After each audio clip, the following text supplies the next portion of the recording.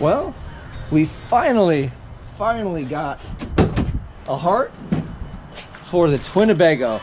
Not to say I didn't have one, but we got the Molly piston. It's a forged piston, Gen 4 rod, 10 over, 6 liter. So this thing has been a fiasco. I'm so glad I finally got it back, and it came with a bunch of friends. I've got like all kinds of other parts I forgot I kind of had at the shop. Pistons, these heads ended up being bad. More pistons. We got a lot of stuff. Although I got these wrong, so I dropped these off initially. These ended up being Gen 4 rods, and then I had them bushed for the pistons that I put in there because I technically ordered the wrong ones. They're 927. So he bushed all of these, and I believe he balanced all these rods and everything with the pistons on there, and they ended up being wrong. So now I have a set of these, and all I need is another set of pistons, and I've got a motor hiding under here. So maybe when the smoke clears and the fiasco's done, we can do a short stroke 6 liter with some forged pistons for the Maliboom. I'd still have to get a crank, but I can get a crank pretty easily. So yeah, what a freaking fiasco. So now we have all the stuff, but since those 317s were bad, I didn't go ahead and use those. So I have some 243s on the shelf, so I got to order the thicker gasket to give myself a little room for compression, so that way the compression goes down a bit. So I want to keep it around a 10-to-1 if I can. So I ordered the Thule Racing thicker gasket. It's basically like an LS9 gasket. So those are on their way. So hopefully we'll have everything we need pretty much this coming week to assemble this bad boy. Pretty excited, but it pretty much wasted my entire day. Tomorrow for sure. What is up, everybody? My name is Dane Thompson, and welcome back to another episode of BurnDown. So we are still on the Twinnebago project. Granted, the clock isn't really ticking anymore at this point. California is pretty much on lockdown.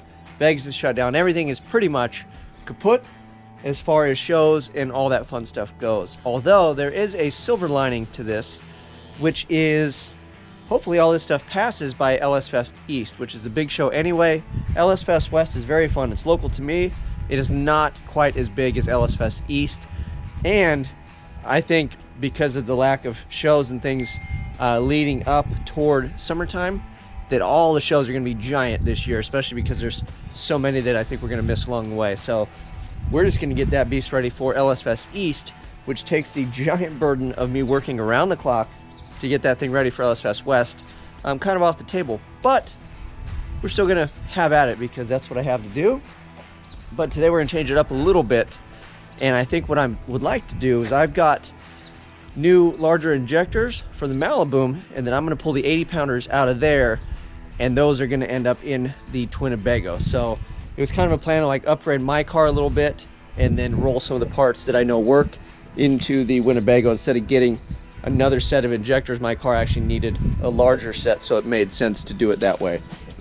So with that being said, I think today we're going to screw with the Maliboom, pull the injectors out. I've never actually upgraded injectors on the tune with the Terminator X. I've had the same one since I've had the Terminator X. So it'll be interesting to see. I'm hoping I can just pull the injectors, throw the new ones in, and then take the tune that I have and then change the injector data and cross my fingers, and hopefully that'll kind of do the trick. But we will find out, so that way I don't have to mess with the spark and everything else in there and start from scratch, because the thing runs fine other than we're going to give it some more fuel. So I'm hoping that works out. So we'll show you guys that, and I'll let you know if it works or not. Like I said, I'm not a tuner or anything by any stretch. I am learning as I go. I do know the basics though, and I feel like this is something I should be able to accomplish as long as the injector data I was given is in the ballpark. I think we'll be good to go. So we'll pull that around, we'll do that, and then after we get past that, if we get past that, and I don't pull all my hair out and throw in the towel, we'll mess with a few other things for the Twinnebago today. So I got some new parts rolling in. I've got the heart for the Twinnebago is back. We've got the forged Molly pistons, some Gen 4 rods in a 6 liter, punched out 10 over. We got that thing short blocked, but now I'm waiting on head gaskets and the oil pan. I thought I had the oil pan ordered, I didn't, so I ordered it yesterday. So I'm thinking next weekend we can assemble that bad boy and hopefully stab everything back in the Twinnebago. But again, I have some other things to work on as well, and we will get to that in future videos. So let's go get the Maliboom and yank the injectors out.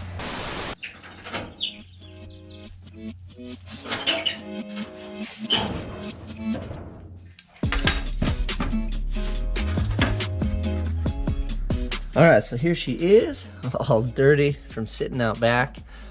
But, yeah, I'm gonna actually like blow this thing off. There's a bunch of dust and dirt. Here are my 80 pounder, the Deka 80s. They're in there, all the way back. So we'll loosen all this up, we'll pull these out, and then, let's see, I set them right here. Make sure these are the same plug. Yeah, I believe these are just same deal. Yeah, these are just EV1. So they're same plug. Here are my injectors. These are fuel injector connection, I believe, with a little moon on them. Bosch injectors, 127cc. And then we will see height-wise how they fit into here. So we may have to make some adjustments, drill some holes or something to these brackets, but we'll find out. Let me mess with that. We'll take all this out, kind of wipe it up and clean it up first so nothing falls in where the injectors go. And then make sure these dudes look good. Drop them in, go from there.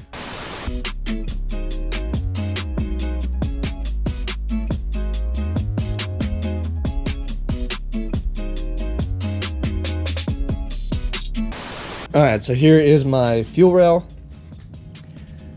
Yeah, these guys are dirty. So I'm gonna clean all this stuff up around the edges. We'll pull these out. We'll measure one of these because I think these are shorter than this. Which means on my hold downs, these guys will probably have to put a new hole in all four of these things to make it work properly. Man, you got all kinds of crud in that thing. Huh. Anyway, game on. Oh, my little piece already rusted. Jeez, man, stupid rain.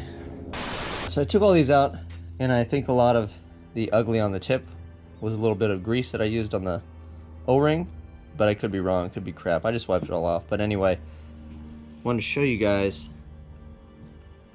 that's the size difference in these. And then these are actually even shorter. They have a little cap on the end to extend them, so these are the real short guys. Same plug on the end, EV1, which is good, but this being short is not really that great. So I'll measure the distance, and then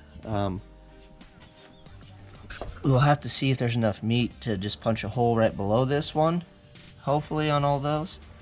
I don't know if this came with different size standoffs, but even if it did, I don't think I have them. So we'll pull these, and then we'll get a measurement and drill some holes, and hopefully put it back on. So we'll slam all these guys in right now, a little bit of grease, put them in place, and then do the standoffs and go from there.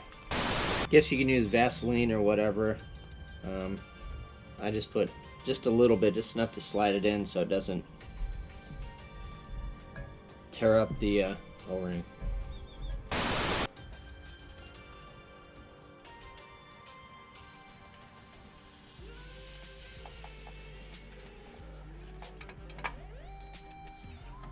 Wow, okay. Well, these standoffs are so tall that they start hitting this portion here. So maybe we could bend these out a little bit, see where it bottoms right there, and then we're still not even seated. So maybe we just bend these out to clear that, move it down, and then I can get some sort of visual reference, and then we'll do it. So let's bend them out and see how we go.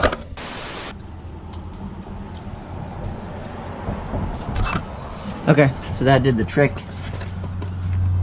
for the most part. So we'll hold it down, and then I will make a mark on these guys, and then drill some holes.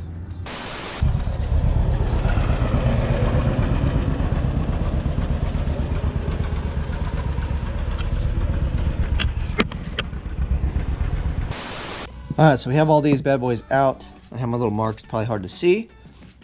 So I will center punch it. I think I can just measure because they're all going to probably be, yeah, see how that's the same?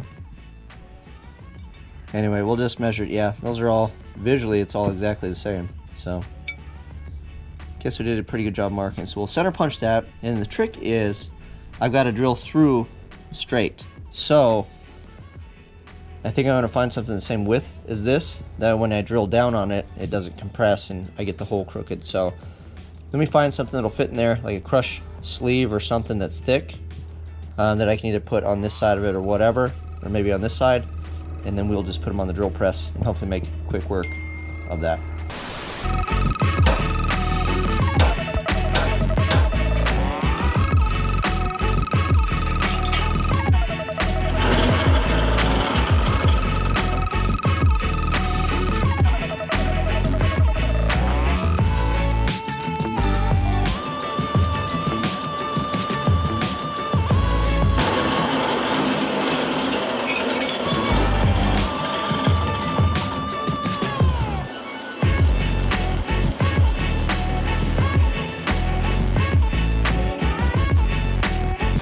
Took 2 crescent wrenches, just put one here and then one on the end and flared each of the ends of these out.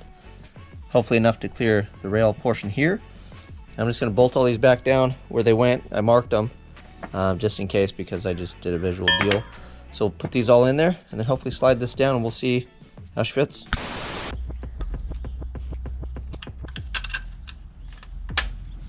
There's one side.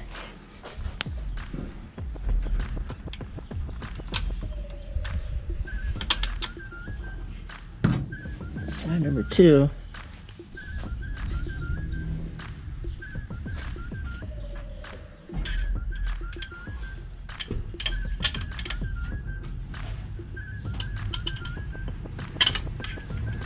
Well, all the bolts landed.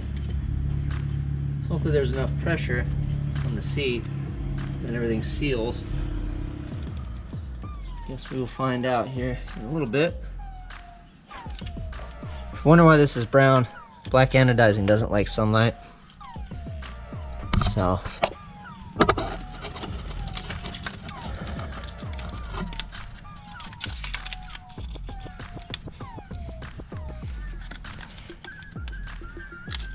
yeah, these things are wiggling. I don't know. We're gonna find out. Maybe it's because there's no pressure on them, but we'll see. Let me get these bent and hooked up, and then we'll go from there. We're to the point to where we're gonna load a tune and fire this bad boy up. And I was looking through the injector data that I was sent. I'm gonna send the guy another email and let him know I'm on Holly. He gave me all the info and everything for HP tuners, which have a bunch of different tables and scales and things you need to, I think it was just an Excel. I just copy and kind of paste it over to all the individual tables and whatnot. Well, I'm on Holly and it doesn't have that. And I was trying to decipher the numbers because I don't really know. You know, I've never used injector data or messed with the Holly system or whatever. And I don't know. So I'm kind of at a loss. I tried matching a close set just from the drop down and I fired the thing up and the car actually ran. I wasn't paying too much attention to the fuel, but I mean, it didn't seem terrible, although I wasn't trying to rev it or do nothing. But I really don't want to have it super rich right out of the gate because I don't want to smoke my O2 sensor, because if it's real rich, you'll ruin your O2 sensor. So I messed with a little bit more stuff in here, but I think what I'm going to do is I added a bunch of new injectors in the new firmware, I believe, and I don't have it yet, so I'm going to download that and then scroll through the list of injectors. So maybe there'll be something that's a lot closer to the 127s I have than what I have in the firmware that is in there. So let me try that real quick, and if that doesn't work, I'm just gonna kind of pick some stuff and wing it, I guess, and that's really not the right way to go about it. But I will ask questions and then figure this thing out. But as of right now, I just want to get the thing kind of running and moving. We're not trying to go racing or anything, so it's not that imperative that everything's super close and nice. But at some point, we will have to make our way back to the dyno, and then I will just pick on my buddy Rick over at KP Fab and Tune and see, and then he can just make fun of me for how bad I screwed everything up. But as long as it runs, we can kind of load it up and get it over there at some point. I'm good with that. It's the apocalypse right now. I can't even drive the car around. I might take it around the block later and see what the fuel's doing, but not supposed to really be out doing stuff anyway, so it is what it is. As long as I can put it back in the backyard, we're fine with that. Alright, so I downloaded the latest version of the Holley software. So they have the 1100s in there, roughly the size of what I'm doing. So I'd rather pick a smaller injector so it's squirting more fuel than pick a larger injector and I'm not getting enough so it's leaned out. And then I'm just gonna run with 1100, adjust it so it knows it's like a 127. We'll run at 43 pounds. And then I'm gonna keep an eye on the tune and we'll just kind of mess with it and play with it and see if we can get it to basically just be streetable for now. And then go through this whole pickle at some point. I shot an email off, so we'll see how that goes. And then I'm sure somebody on here will chime in and tell me why it's a bad idea to do what I'm doing. But let's fire this thing up, let's see how we go.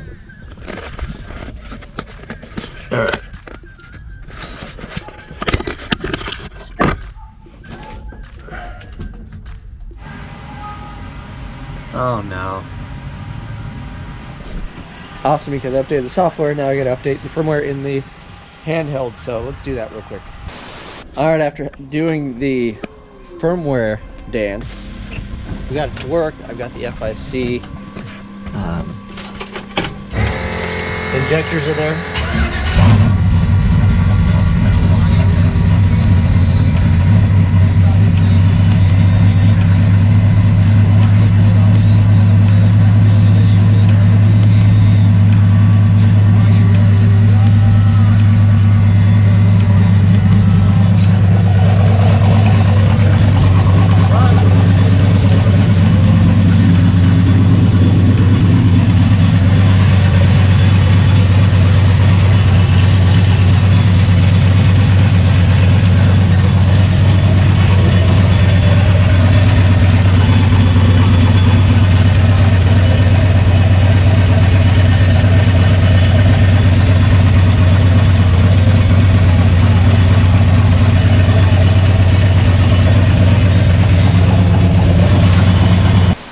Alright, well, that is it for today. I'm gonna wrap this video here.